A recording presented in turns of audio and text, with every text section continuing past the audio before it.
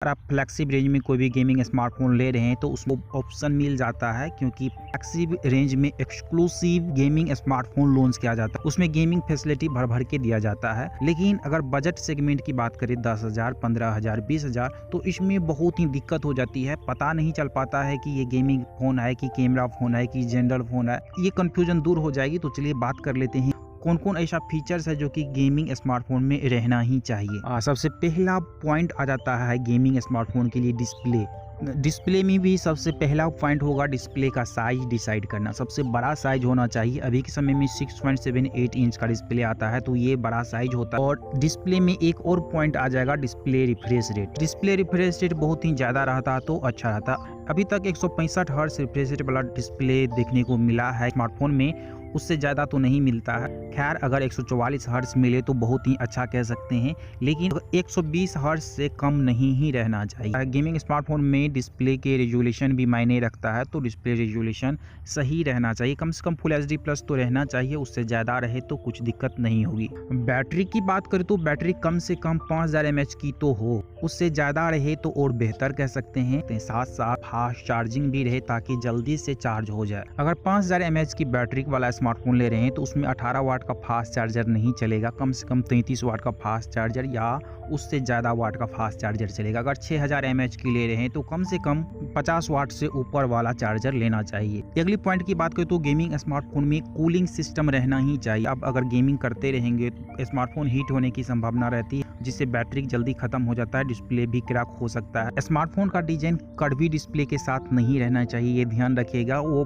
Problem create कर देगी gaming में। बैक साइड अगर वेगन लेदर का बना हुआ है तो उसको बेस्ट कह सकते हैं गेमिंग के लिए। अगर गेम खेलते खेलते हाथों में पसीना आ जाए तो वेगन लेदर परफेक्ट ऑप्शन हो सकता है। अगर ग्लास बिल्ट ले रहे हैं, प्लास्टिक बिल्ट ले रहे हैं तो वो डिसपॉइंट क्रिएट कर सकती है। एक्टिविटी में ये देखिए कि 3.5mm ऑडियो जैक है कि नहीं है। 3.5mm ऑडियो जैक अगर है तो बहुत ही अच्छा कह सकते हैं। अगर 3.5mm ऑडियो जैक नहीं है, वायरलेस ईयरफोन अगर लगाते हैं तो बहुत ही महंगा लगाना पड़ेगा, क्योंकि सस्ता वाला अगर वायरलेस लेंगे तो कभी कभी वो काम भी नहीं करेगा, आवाज आने में डिले हो सकती है, जिससे गेमिंग प्रॉब्लम क्रिएट हो सकती है। साथ साथ उसको चार्ज करने में भी समय लगता है। अगली पॉइंट की बात करें तो वो रैम और स्टोरेज रहा है। रैम कम से कम 6 GB रहना चाहिए, 6 GB से कम नहीं ही रहना चाहिए। अगर 8 GB रहे तो बेस्ट कह सकते हैं, लेकिन उससे ज्यादा लेने की कोई जरूरत नहीं है। अगर आप 12 GB का रैम ले रहे हैं तो उससे कुछ फर्क नहीं पड़ेगा। स्टोरेज ठीक ठाक रखिए, क्योंकि अगर स्टोरेज की कमी होगी आपके स्मार्टफोन में तो स्मार्टफोन हैंग करने लगेगा। कितना भी पावरफुल स्मार्टफोन है तो वो हैंग करने लगेगा। अगर SD कार्ड लगाने का स्लॉट नहीं है तो 256 GB वेरिएंट ले लीजिए।